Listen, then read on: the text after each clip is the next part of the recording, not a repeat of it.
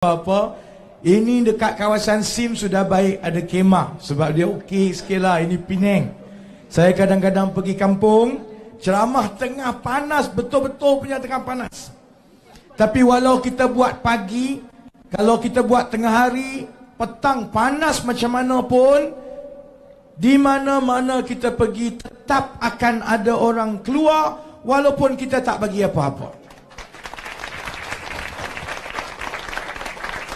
Kita akan mengundi dalam tempoh 10 hari sekarang. Ramai yang menonton, yang ada pada hari ini semua penyokong kuat kita. Tapi ada lebih menonton tiap-tiap hari. Ramai orang, dia tak suka keluar ceramah. Kerana yalah, dia banyak kerja, pagi-pagi mau pergi shopping. Ada orang kena buat kerja. Saya pernah jumpa orang cakap, saya tak ada masa pergi ceramah, YB. Tapi saya tiap hari jogging, saya dengar ceramah. Saya cakap, you careful, nanti you langgar tiang.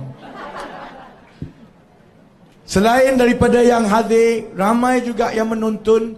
Sebab itu saya nak jawab soalan yang pertama. If you ask me whether we are winning or not in this election, don't despair. They can cheat, they can bribe, they can lie, but they cannot outmaneuver the goodwill of every Malaysian, Malay, Chinese and Indian who yearn for change. It will happen this time around. Semalam kita tengok macam-macam jadi. Saya faham kenapa dia menjadi begitu. Kerana UMNO Barisan Nasional, Najib tahu bahawa ini pilihan raya yang paling susah untuk UMNO. Jadi dia mahu pastikan bahawa bila kita mula kempen, kita mula kempen dengan penyokong-penyokong kita merasa marah dengan Pakatan Harapan. Sebab dia nak timbulkan perasaan bahawa pimpinan dan calon-calon Pakatan Harapan ini orang yang bodoh, orang yang cuai, orang yang tidak mengambil berat perasaan rakyat yang mahukan perubahan. Sebab itu kita ada orang yang tidak diterima pencalonan. Pada 2-3 jam pertama, saya tahu ramai orang rasa marah. Ramai yang telefon saya, hantar mesej kata, kita tolong banyak pembangkang. Kita tolong pakatan. You minta wang, kita kasih wang. Suruh keluar, kita keluar. Isi borang pun tak boleh kah? Saudara-saudari, yang kita nampak semalam ialah macam mana UMNO Barisan Nasional dan Najib akan menggunakan segala tipu muslihat untuk mencuri pilihan raya ini. Saya tahu sekarang ini, saya pasti ramai yang ada dan yang menonton sudah tahu apa sebenarnya yang berlaku di Don Rantau yang mengumumkan Menteri Besar Negeri Sembilan menang tanpa bertanding. Dia nak cakap supaya penyokong-penyokong Pakatan Harapan ingat itu walkover. Saudara-saudari kena tahu, calon kita pergi jumpa SPR daripada 1 hari sebelum itu untuk dapatkan tag. Dia tak bagi. Dia tak bagi tag. Dia kata, you datang esok lah, nanti kita kasih tag sama you esok. Tag ini benda kecil, bukan syarat. Tag hanyalah untuk memudahkan urusan keluar masuk pada hari mengundi. Syarat dalam peraturan pilihan raya, sesiapa yang menjadi calon atau pencadang atau pembangkang, maksudnya dia sudah bayar deposit, dia sudah ada borang, dia hanya perlu hadir di dewan dan dia diberi masuk. Kalau dia tidak sempat dapatkan tag pada malam sebelum itu, dia hanya perlu hadir pada hari itu dan SPR akan bagi tag. Calon kita Dr. Sri Ram, seorang pakar bedah, pakar anestetics, dia sudah hadir malam itu. SPR kata, you datang esok. Esoklah kita kasih. Dia hadir esok pukul 8 pagi untuk masuk. SPR kata, kita tak boleh bagi you sebab you tak ada tag. Dia minta tag, SPR tak nak bagi tag. Bila dia nak masuk, SPR arahkan polis semua untuk tahan dia dan juga cuba gari dia. Orang biasa ingat, apalah calon Pakatan Harapan, isi borang tertinggal tag ke? Dia tidak tahu bahawa ini konspirasi. Ini komplot yang telah dirancang lebih awal untuk memastikan calon Pakatan Harapan yang paling berpotensi untuk menjadi giant killer, untuk menewaskan bekas Menteri Besar Negeri Sembilan. Dia dah tak boleh menang, maka dia buat apa? Dia berkomplot dan konspirasi supaya tidak diberikan tag, dan atas alasan itu, walaupun undang-undang tak ada, dia tak bagi masuk. Awal dia kata tak boleh masuk sebab tak ada tag. Pukul 10.03 pagi, dia kasih masuk. Kemudian dia kata, sorry lah, you boleh masuk sekarang korang, tapi 3 minit lambat lah. Because 3 minit lambat, walk over. Saudara-saudari, ramai yang tidak tahu bahawa di Don Rantau, dalam kawasan Parlimen Khairi Jamaluddin, itu ialah Don yang bercampur macam kawasan Bayan Baru. Ada 55% Melayu, 25% India, 20% Cina. Bayan Baru terbalik. 45% Malay, 55% non-Malays. More Chinese than Indian. Di Rantau dia terbalik, 55% Malay, 45% Chinese and Indian. Tetapi dalam keadaan kita meletakkan calon pakar bedah daripada kaum India, dalam keadaan undi Cina sudah pun beralih dan kekal dengan Pakatan Harapan, dan undi Melayu pecah 3, dan undi UMNO serta undi Pakatan Harapan lebih kurang sama, is a confirm win for Pakatan Harapan. Kerusi Rantau sepatutnya kita sudah menang kalau dia benarkan kita bertanding. Tapi saudara-saudari tengok, ini jenis orang yang kita berdepan. Kita ada menteri besar yang konon ini tokoh korporat. Datuk Seri Muhammad Hassan, dia cakap corporate leader dulu, cycle and carriage. Kita ada calon Parlimen Barisan Nasional yang dulu konon Oxford. Saudara-saudari, tidak ada sedikit pun dalam hati mereka a sense of fair play. Tak ada. Dia tidak rasa bersalah menafikan hak dan menipu orang lain. Dia tak rasa. Dia boleh hadir ke TV dan dengan gembira senyum telinga ke telinga mengumumkan diri sendiri, saya sudah diberi mandat untuk penggal keempat jadi wakil rakyat. Siapa bagi dia mandat? Nobody voted for him. People were not allowed to even vote because he knew that he would have lost the election had he allowed a contest. Sebab itu kalau orang tanya saya tahu saudara-saudari, kawan-kawan, sangat-sangat berterima kasih. Kadang-kadang saya kesian you kena berdiri, but kita semua kena mainkan peranan masing-masing. Ada orang tanya saya, YB, you tak boleh bertanding. Kenapa you sibuk-sibuk? You bawa truk ini sudah 1 tahun masuk kampung, you bukan dapat apa pun. I can say the same thing about you. Buat apa you datang sini pukul 11 pagi berdiri? Ini okey sikit ada pokok, kalau tempat lain lagi panas. Sudahlah datang, kena dengar orang bercakap, lepas tu minta derma lagi, kemudian suruh jadi pacar lagi, kemudian suruh beli baju lagi, kemudian suruh bertugas lagi. Kenapa you ada dekat sini? Sebab kita ada satu tujuan yang sama. Kita tidak boleh membenarkan anak-anak kita membesar dalam negara yang orang di atasnya itu semua penipu, perompak, penyangak dan penyamun. Orang yang berbohong.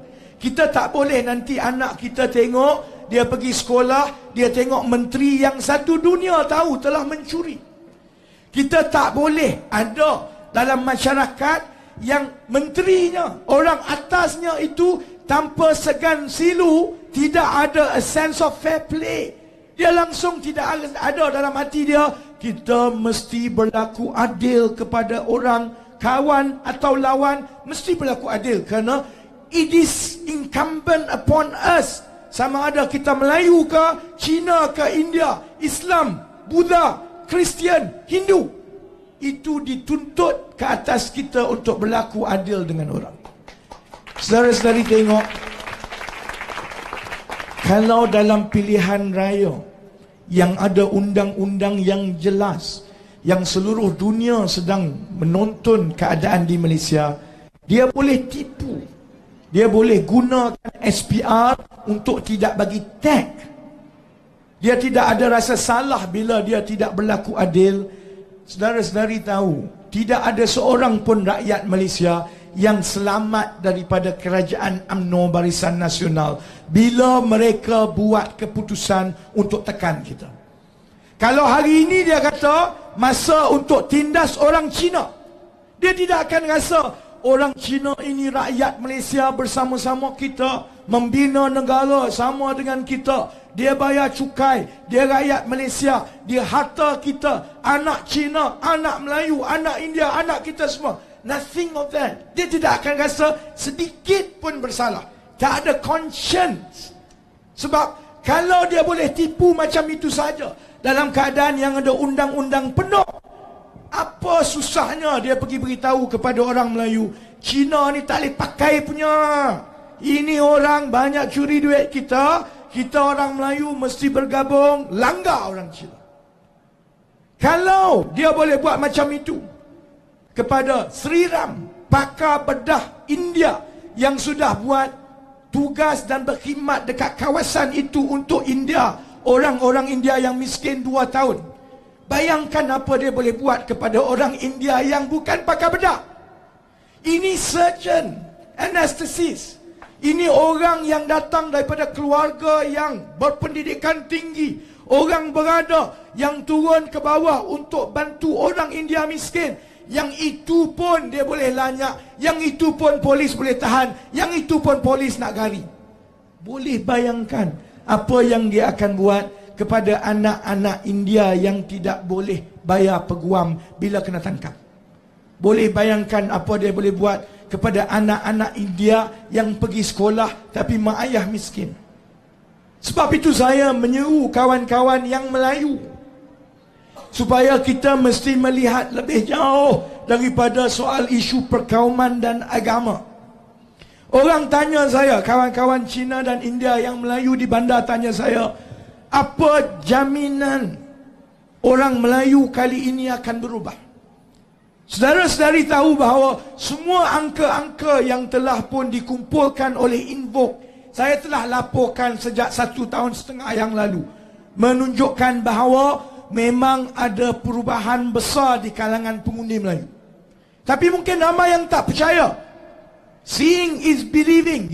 Selagi tak nampak, you kata betul ke ni? Ini bukan kempen saja kan? Saya orang Melayu miskin.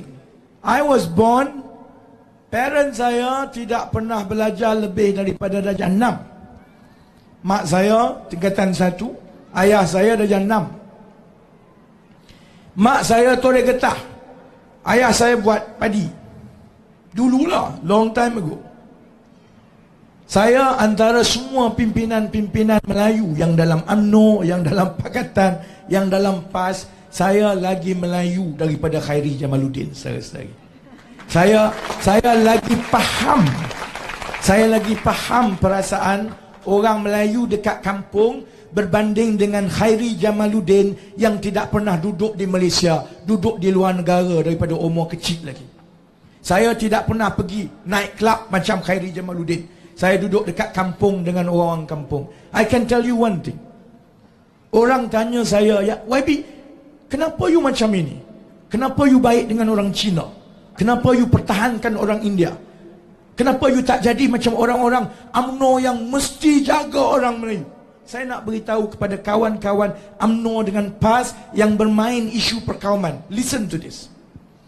Untuk orang Melayu, Cina, India, Iban Kadazan, untuk kita jadi yakin, untuk kita jadi orang yang cerdik, untuk kita tidak takut kepada apa-apa, supaya kita boleh bersaing dengan sesama Melayu, bersaing dengan orang Cina, bersaing dengan orang India. Sama macam orang Cina bersaing dengan orang Melayu, orang India. Sama macam orang Malaysia perlu bersaing dengan orang Singapura, orang Hong Kong, orang Cina. Kita tak boleh hidup tiap-tiap hari dengan rasa marah. Melayu dihasut supaya marah kepada orang Cina. Semua yang salah ini orang Cina. Harga barang naik, Cina. Tanya dalam parlimen, kenapa harga barang naik? Ini semua Cina DAP punya pasal. Menteri jawab, Cina. Bila Cina bagi undi kepada pembangkang, Najib tanya, apa lagi Cina mau? Semua salah. Senang saja UMNO punggahkan kepada orang Cina. Akhirnya anak-anak Melayu dekat kampung yang tidak berdosa, dia bangun dan membesar dengan perasaan benci. Sama juga bila kita ada orang Cina, anak-anak Cina yang dia pergi sekolah, dia rasa dia diketepikan. Dia cerdik, dia tak dapat beasiswa. Orang yang kurang cerdik dapat, dia lebih cerdik tak dapat. Orang yang lagi kaya, Melayu anak menteri dapat beasiswa, dia anak Cina jual mi, dia tak dapat. Kita menghasilkan anak Melayu, anak Cina, anak India yang membangun, membesar dengan perasaan benci. Benci sesama rakyat Malaysia. Yang Melayu benci sebab takut kepada Cina. Oh, kalau kita tak undi barisan, walaupun UMNO jahat, tapi kalau tidak Cina bunuh kita. Kalau yang Cina, dia kata, ini sajalah, Melayu ni memang malas, memang tak guna, memang bodoh. Sebab oleh kerana di sekolah, di tempat kerja dia tengok Melayu yang bodoh, yang malas, yang kaki bodek, yang itu yang dapat. Sebab itu jawapan saya kepada kawan-kawan UMNO Barisan Nasional yang PAS. Kenapa saya konsisten beritahu, we must leave the politics of race and religion behind, because that is the best way to empower Malaysians, empower the Malays, empower the Chinese, empower the Indians. Cara kita untuk membina orang Melayu yang berdaya saing, yang rajin, ialah dengan kita ajar dia daripada awal lagi berfikiran positif. Dia tengok anak Cina rajin, dia kata, saya pun mau rajin macam itu. Dia tengok anak India miskin, dia ada rasa kesian, dia kata, saya mau tolong anak India. Dia tengok Cina, India dekat sekolah, dia cakap, let's work together. Kita nak macam itu kerana kita bukan negara yang besar, kita kecil. Kita hanya ada 30 juta orang. Indonesia ada 300 juta. India ada 1 bilion. China ada 1.3 bilion. Kalau sesama kita ada perasaan marah, benci, akhirnya perasaan marah itu akan memakan dari dalam. It eats you from inside. Bila dia memakan daripada dalam, kita hanya tumpu kepada perkara-perkara yang benci, yang marah, yang bergaduh, yang mendengki, dengki sesama sendiri. Akhirnya seluruh negara akan hilang. Orang Cina tak apa, dia dah biasa hidup macam ini. Dia dah daripada dulu tahu bahawa kerajaan tidak akan membantu sangat orang Cina. Orang India pun tahu. Tetapi orang Melayu yang paling berbahaya. Kalau anak-anak Melayu masih lagi terus berada dalam perasaan takut, perasaan benci, marah, dengki, akhirnya dia akan bergantung sepenuhnya kepada kerajaan. Nak pergi sekolah gantung kepada kerajaan, nak pergi buat kerja gantung kepada kerajaan, nak cari kerja gantung kepada kerajaan, nak buka bisnes gantung kepada kerajaan, nak mati gantung kepada kerajaan. Masalahnya, dulu sebelum zaman Najib, kerajaan ada wang, no problem lah. Kerajaan boleh tanggung. Orang Felda dulu, Felda banyak duit, ada 5-6 bilion duit tunai saja. Bila kita ada menteri dan Perdana Menteri seperti Najib, wang itu sudah hilang. Orang Melayu tidak sedar bahawa dalam keadaan mereka dimainkan dengan api perkauman, mereka terus bergantung kepada kerajaan. Dalam keadaan kerajaan UMNO Barisan Nasional sekarang sudah tiada wang, maka akhirnya 10, 20, 30 tahun daripada sekarang, yang paling susah, yang paling derita, yang paling miskin ialah orang Melayu. Sebab itu kalau tanya saya, kenapa ada cara kita boleh bela orang Melayu, orang Cina, orang India dengan berlaku adil kepada semua. Orang Cina tidak akan marah kalau kerajaan bantu Melayu yang miskin. bantu juga Cina yang miskin, bantu juga India yang miskin. Dia tak marah. Orang India faham bahawa orang Melayu ramai yang lebih memerlukan bantuan. Orang India tak kisah bagi beasiswa kepada orang Melayu. Tetapi anak-anak India yang miskin, yang cerdik, yang perlukan beasiswa, kena bagi beasiswa. Sebab itu saudara-saudari, I can tell you this. Malays are beginning to see the light at the end of the tunnel. Melayu makin nampak seharian bahawa permainan perkauman agama ini adalah permainan di antara dan juga UMNO dalam keadaan mereka tidak boleh menutup segala rasuah dan penyelewengan yang berlaku. Saudara-saudari tahu, saya tak perlu sebut panjang tentang 1MDB, tahu semua. Saya tak perlu sebut panjang tentang tabung haji, saudara-saudari tahu semua. Saya tak perlu sebut panjang tentang Felda, saudara-saudari juga tahu semua. Sorry. It's okay. Saya selalunya kalau saya minum air, saya lupa nak cakap apa. So I have to make do with it until after the speech. Saya kalau yang hadir pada hari ini, saya tahu semua faham betapa susahnya skandal yang ada sekarang. Ada orang Melayu kata, ini orang Cina, apa sibuk-sibuk mau cakap pasal Felda? Ada lagi orang Melayu yang UMNO, yang PAS cakap, orang Cina you pergi jauh-jauh, jangan cakap pasal tabung haji. You orang India apa bising pasal tabung haji? Baik. Dia tak sedar satu benda. Semua wang yang dipegang oleh jabatan-jabatan kerajaan, badan-badan berkanun, semua agensi kerajaan, semua wang ini ditanggung oleh kerajaan. Kalau wang itu hilang, maka kerajaan akan ganti. Kalau kerajaan ganti, dia bukan ambil duit orang Islam saja tahu.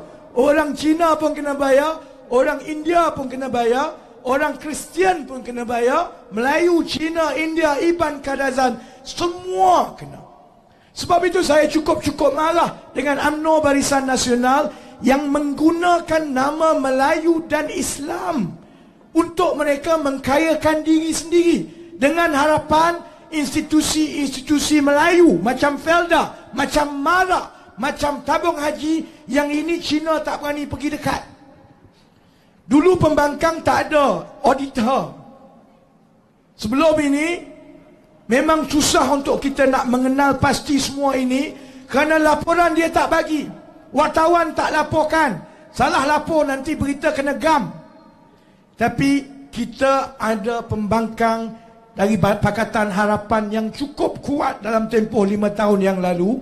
Itu bagi peluang kepada kita untuk semak satu persatu. Ambil contoh Felda. Felda, orang Melayu di kampung sudah mula tahu.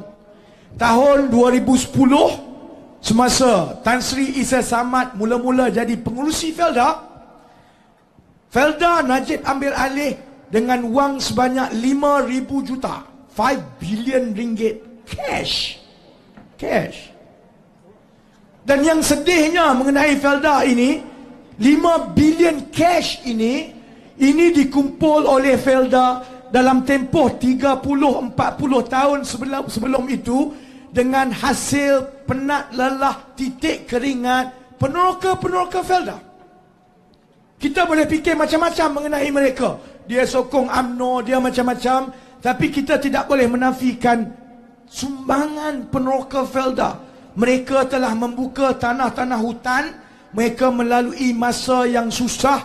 Kerajaan bagi dia parang dengan gergaji saja, masuk buka hutan, clearkan tanah dan buka ladang-ladang kelapa sawit, sehingga dalam tempoh 40 tahun Felda dan Malaysia bersama-sama dengan sektor peladangan swasta menjadikan Malaysia sebagai pengeluar nombor 1 kelapa sawit. 40 tahun ambil masa untuk kumpul 5 bilion ringgit. Bila Najib masuk, Najib tengok wang banyak, Najib dapat idea. Ada wang banyak, broker banyak. Broker Felda saya masih lagi belum tahu siapa. Broker 1MDB saya tahu, itu budak Penang. Nama Jolo. Broker Felda kita tak tahu lagi. Siapa Broker Felda ni? Nanti bila kita menang, baru kita boleh audit, baru kita boleh tengok siapa Broker Felda. Dia tengok duit 5 bilion. Dia tengok aset banyak. Dia tengok kilang banyak. Ada orang pergi cakap dengan Najib, "Yo Najib, ini wang kita boleh, kita asset strip. Semua syarikat-syarikat yang untung dalam Felda, kita keluarkan, kita bubuh dalam FGV. Dan FGV ini kita senaraikan. Bila kita senaraikan, you dapat saham, saya dapat saham, you dapat commission, I dapat commission lah." Maka dalam tahun 2011, 2012, Felda pinjam duit KWSP, our money, EPF money, 6 bilion ringgit. Dia guna 2 bilion untuk rasuah pengundi-pengundi dan juga peneroka Felda. Sebab mula-mula peneroka Felda tak mau aset Felda ini dipisahkan daripada Felda dan disenaraikan sebagai syarikat yang berasingan. Peneroka Felda melalui koperasi mereka tetap bertegas ini harta Felda, mesti kekal dalam Felda. Tapi Najib otak dia lebih pusing. Dia pinjam 6 bilion duit KWSP, dia ambil 2 bilion ringgit, dia bagi kepada peneroka-peneroka, satu family dapat 15,000 ringgit.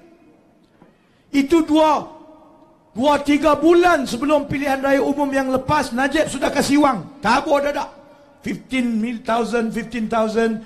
Sebab itu dalam pilihan raya umum yang lepas, kalau tengok sokongan Felda kepada UMNO, belum masuk pilihan raya pun kita dah tahu kita ada problem.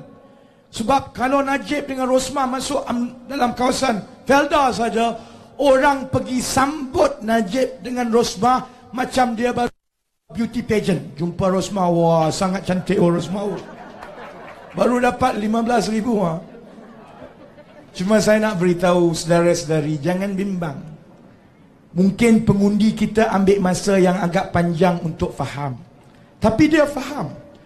Lepas tahun 2013, 2014, 2015, pengundi mula faham sebenarnya duit 15,000 ringgit yang Najib bagi dulu, itu bukan duit untung. Itu bukan duit kerajaan. Itu bukan duit Felda pun. Itu duit hutang yang Felda ambil pakai nama peneroka Felda. Kerana hutang Felda ini akan ditanggung oleh peneroka Felda. Jadi dia sama macam saya pergi pinjam duit sama Along, pakai you punya nama, saya ambil itu wang 80% saya ambil dekat saya bagi 20% dekat you, tapi saya cakap ini hutang dengan Along, you kasih saya. Orang Felda sekarang baru tahu sebenarnya 1,000 ringgit yang Najib bagi dulu, itu duit hutang yang dia berhutang. Kalau dia tahu itu duit yang dia berhutang, dia tak nak ambil 15,000. Kemudian dia tengok Felda makin lama makin teruk. Daripada 5 bilion ringgit duit tunai, sekarang tahun 2018 jumlah hutang Felda 12 bilion ringgit hutang. Daripada 5 bilion cash jadi 12 bilion hutang. Maksudnya dalam tempoh 7-8 tahun, Najib dan Isa dan kawan-kawan BN dia telah berbelanja 17 bilion ringgit. 17 bilion. Orang kampung boleh nampak semua ini. Sebab itu kalau ada orang ragu-ragu kata, YB betulkah? Macam itukah? Melayu ni nanti boleh sokongkah? Saya nak tanya, saya nak sebut. Tadi saya datang kena ambil gambar. Dengan India, dengan orang Bandar Melayu biasa. Datang dia ambil selfie. Pilihan raya lepas, bila saya lalu dekat kawasan-kawasan Melayu, ataupun saya selalunya bila kempen daripada Perlis turun Johor, saya kena berhenti pergi restroom dekat dengan RNR, Tapah ke, Air Keruh ke, dekat Gurun ke, dekat Juru ke. Kalau saya nak pergi buang air kecil, pergi dekat toilet, orang Melayu tengok sama saya macam mau makan, saya tak jadi kecing balik semula. Takut ini orang Melayu. Dulu orang Melayu tengok macam mau makan. Sebab ini orang jahat sokong sama DAP, kasih DAP menang. Sekarang kalau saya datang dekat Bayan Baru, dekat Kuala Lumpur, dekat Alostar, ada orang Melayu, orang Cina, orang India yang bandar datang ambil gambar selfie. Kalau saya berhenti dekat kampung, saya berhenti dekat R&R pergi restroom, dulu tak boleh kencing, sekarang pun tak boleh kencing. Sekarang sebab sibuk orang ambil gambar. Orang masuk tandas, semua orang mau ambil gambar. Saya kata ini bahaya, nanti TV3 tengok, masuk lagi kena kes sodomio. Tapi orang Melayu, bila kita tengok daripada sambutan, daripada dia shake hand, kita pergi mana-mana, saya yakin saudara-saudari, uncle, auntie, adik-adik, this is a new dawn for Malaysia. Saya selalu sebut kepada SIM, kepada kawan-kawan yang lain, kita mungkin tak tahu semua. Kita mungkin sebagai ahli politik ada macam-macam kita nak fikir.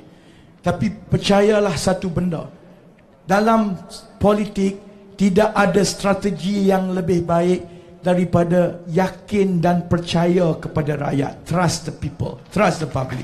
They know. Jangan hina rakyat. Don't insult the public. They know. Dia mungkin ambil masa yang lama sikit untuk faham, tapi dia faham. Sebab itu kali ini bukan pertembungan di antara Melayu lawan Cina macam India yang macam dulu-dulu. Ini bukan pertembungan antara parti, pakatan, lawan BN, lawan PAS. Orang Melayu, orang Cina, orang India, orang Iban, orang Kadazan, orang Murut, orang Suluk, orang Bisaya, orang Kedayak, semua datang bergabung. Semua rakyat Malaysia yang mahukan Malaysia yang lebih baik akan undi Pakatan Harapan untuk buang Najib dan Rosmah daripada Putrajaya.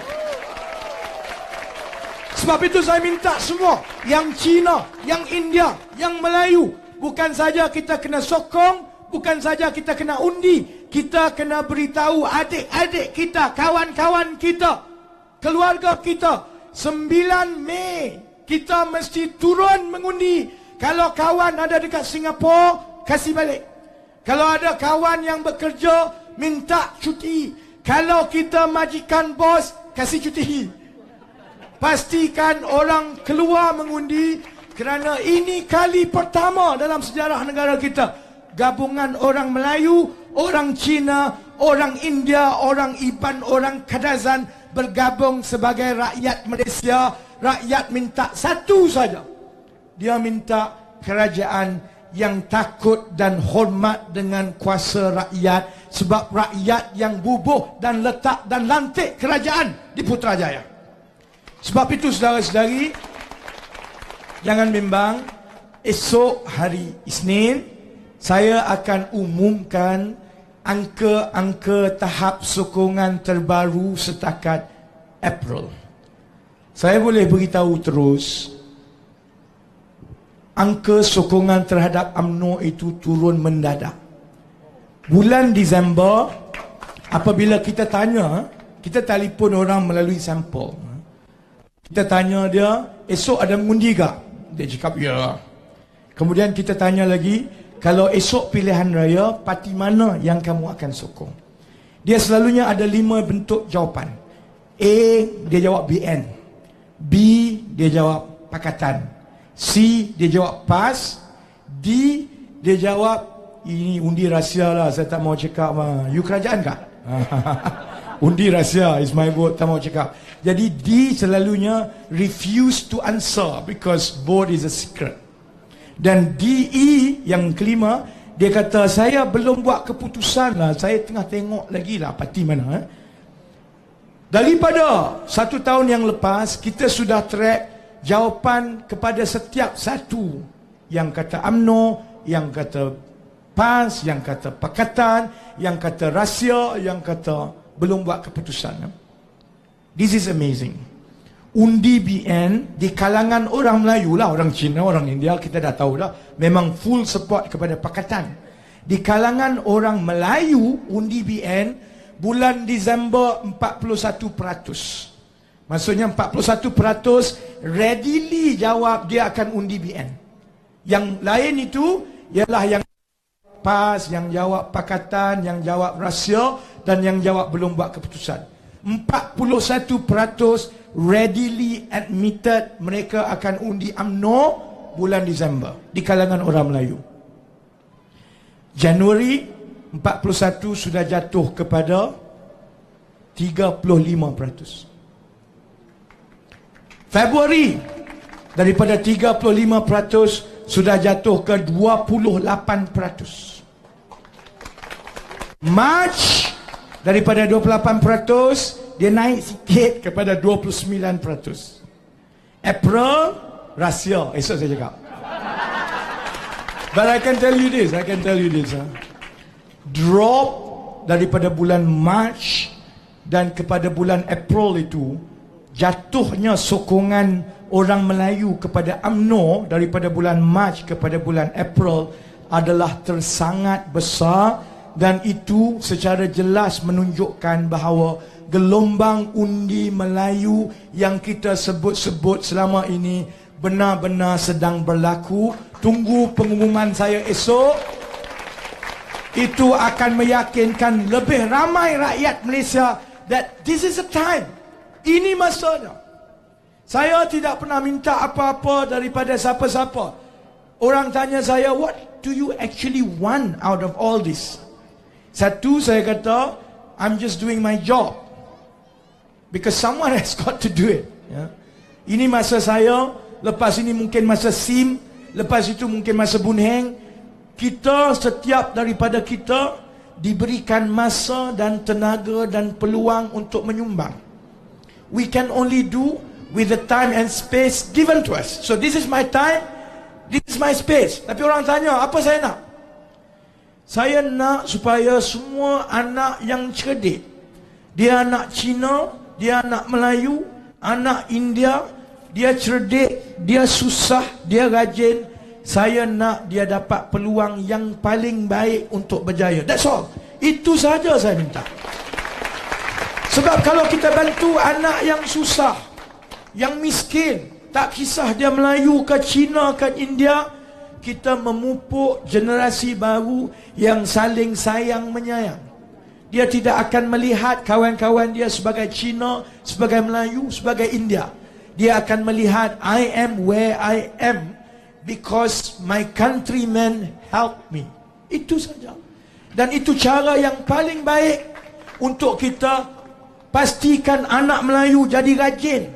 Anak Cina sayang kepada Melayu dan India. Anak India tidak rasa terpinggir dalam negara ini. Itu saja yang saya minta, dan saya yakin kita sudah semakin dekat ke arah itu, kerana pada 9 Mei ini kita akan berjaya tukar kerajaan di Putrajaya. 9 Mei adalah hari terakhir kita bayar GST. No more GST after that. Kalau nak ada GST boleh. Boleh. Saya nak cadangkan kepada Tun Mahathir, orang lain semua jangan bayar GST. Kita kutip GST daripada seorang saja dalam negara ini. Kita kutip daripada Ahmad Maslan. Sebab Ahmad Maslan saja cakap, oh GST cukup baik, buat GST harga barang turun. Orang lain semua tak bayar GST. Lepas ni Ahmad Maslan seorang saja kena bayar GST. 9 Mei, hari terakhir kita bayar GST. Saya berdoa dan berharap Kerajaan Pakatan Harapan yang angkat sumpah di Putrajaya akan melaksanakan janji-janji. Saya berharap pimpinan-pimpinan dan wakil rakyat Pakatan Harapan akan pegang amanah dan tanggungjawab dengan rakyat. Mereka akan berani tegur pimpinan kalau pimpinan buat salah. Mereka tidak membuta tuli mengikut parti, sedangkan rakyat tidak bersetuju dengan tindakan parti. Mereka akan menjadi wakil rakyat, bukan wakil parti. Itu doa dan harapan saya. Kalau Pakatan Harapan selepas 2-3 tahun menjadi kerajaan, perangai sama macam Barisan Nasional, kita ambil truk ini, kita akan masuk kampung dan kita akan kempen suruh tukar kerajaan sekali lagi. Supaya setiap kerajaan itu hanya takut dengan rakyat, bukan takut dengan parti, bukan takut dengan Perdana Menteri. So let them do their job. They have a lot of job to do. I only have one job left when we win. I have to deal dengan Najib dengan Rosmah. Orang tanya saya, YB you tak bertanding, you mau buat apa? Saya cakap, saya mau rehat lah. Tapi saya minta satu saja part-time job. Boleh lah part-time job. Saya sudah lama tak audit. Lepas ini saya mau audit 1MDB. Saya mau audit Najib. Kita perlu bawa balik setiap 1 sen yang telah dicuri, bawa balik Malaysia. Satu benda saya tak setuju, Sim cakap tadi. Sim cakap semua bagus, satu saya tak setuju. Dia cakap dia mau bawa itu kapal layar, kasih orang Penang naik. Saya tak setuju. Saya mau lelong itu kapal layar, bawa balik duit, kasih scholarship kepada orang. Sebab itu, kita menang. Saya minta supaya saya yang pergi jumpa Najib dengan Rosmah jadi negotiator. Saya mau cakap sama Najib dengan Rosmah, kalau you keluar sekarang, you kena pukul dengan orang. Orang marah sama you. You keluar nanti kena pukul, baik you datang dengan saya. You naik ini punya truk. Truk ini ada gambar saya besar, orang tak kacau. Kita modify sikit, kasih ada aircon bagus sikit. Kita bubuh Najib dengan Rosmah. Kita bagi dia tempat paling baik. Kita bagi dia ada aircon. Kita bagi dia katil paling besar, 10 kaki punya katil. Kita bagi dia TV 70 inci. You bagi semua. Kita bagi bodyguard 400 orang jaga Najib dengan Rosmah. Satu saja, dia tak payah bayar, dia tak payah buat apa. Satu saja, dia masuk sekali dalam bilik itu, dia tak boleh keluar sampai bila-bila. Duduk kat dalam bilik. That's my son, dia. Dia memang selalu suka naik ceramah sekali dengan saya. Jadi sebab itu malam kita menang. Pimpinan pakatan pergi angkat sumpah jadi menteri. Saya akan pergi angkut Najib dengan Rosmah. Kita hantar dia pergi hotel Sungai Buloh. Suruh dia duduk kat dalam itu. Bila kita nak hapuskan GST, kira duit tak habis, saya akan pergi jumpa Najib. Cakap, Najib, you punya hotel dekat London kasih balik. You punya kondominium, anak you punya kasih balik. Jumpa Rosmah, minta cincin, minta permata, minta subang. Kalau tak cukup juga, saya mau suruh Rosmah goncang-goncang dia punya rambut keluar berlian. Diamond ada dalam rambut. Saudara-saudari, adik kakak, ladies and gentlemen, this is our time. This is our time. Dan saya yakin 9 Mei kita akan menang di semua kerusi-kerusi yang kita tumpu. Saya yakin di Pulau Pinang kita boleh menang di kesemua kerusi parlimen sebanyak 13. Sapu bersih. Sekarang ini hanya 2 kerusi saja yang nampak masih lagi sengit. Hanya kerusi Tasik Gelugur dan Kepala Batas. Saya yakin kita sudah pun menang di balik pulau. Kita hanya tinggal Tasik Gelugur dan Kepala Batas. Saya seru semua orang Pulau Pinang cipta rekod baru. Kita bersihkan, pastikan semua wakil rakyat daripada Pulau Pinang, ahli-ahli parlimennya, semua daripada Pakatan Harapan. Boleh? Jadi thank you very much. Saya sebut Pakatan, saudara-saudari sambung dengan Harapan. Boleh? Pakatan? Pakatan? Pakatan? Thank you, Sese. Nandri Vanakam. Thank you. Harapan. He likes to shout Pakatan Harapan. Okay, thank you. I give it back to Bunen. Thank you very much.